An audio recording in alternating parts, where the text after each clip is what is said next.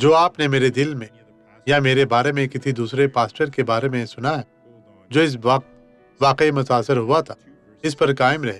دوسرا تموتھیوس باب 2:7 کہتی ہے، جو میں کہتا ہوں اس پر غور کر، کیونکہ خداوند تجھے سب باتوں کی سمجھ دے گا۔ تموتھیوس، جو میں نے آپ کو بتایا تھا وہ خدا کی طرف سے بھیجا گیا تھا اور میں نے کیا۔ اگر آپ کو سمجھ نہیں آئی تو اسے ترک نہ کریں، اسے اپنے دل میں رکھیں اور پوچھیں، خداوند مجھے اس کلام کی وضاحت کر، اور وہ ایسا کرے گا، اور پھر آپ سمجھ جائیں گے۔ مسیحی وزارت، مسیحی منسٹری میں اس کی خاطر کچھ نہیں ہوتا۔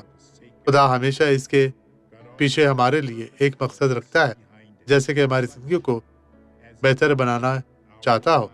تو یہاں دیکھیں، صادق مجھے مارے تو مہربانی ہوگی، وہ مجھے تنبیہ کرے تو گویا سر پر روغن ہوگا۔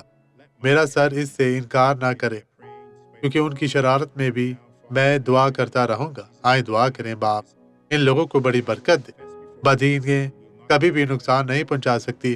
بدی ان کی زندگی سے ہمیشہ کے لیے چلی جائے گی۔ میں اپنے ایمان میں مضبوط ہوں، میں ان کے لیے دعا گو ہوں۔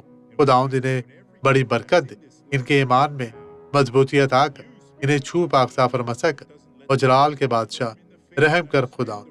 بدی اب ہمیشہ کے لیے ان کی زندگی سے چلی جائے یسوع کے نام میں، اور آپ کے خداوند آپ کو برکت دے۔